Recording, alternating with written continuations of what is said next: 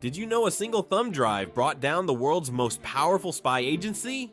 Edward Snowden walked into the NSA as a contractor. He walked out with America's deepest secrets. Not because he hacked some impossible system, because the government made it easy. He revealed something terrifying. Your phone is watching you, your laptop is listening, your smart TV records your conversations. But here's what the NSA doesn't want you to know. You can disappear from their digital eyes using the same trick Snowden learned.